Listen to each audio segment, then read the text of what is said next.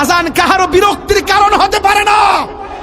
আজান যদি কাহারো বিরক্তির কারণ হয়, বাংলাদেশে থাকার অধিকার তার না। তাহলে আমি আজান দিচ্ছি, ঠিক আছে তো ইনশাআল্লাহ? আল্লাহু আকবার,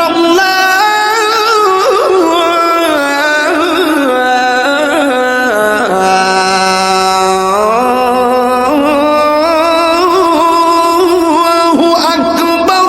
আশহাদু আল্লা ইলাহা ইল্লাল্লাহ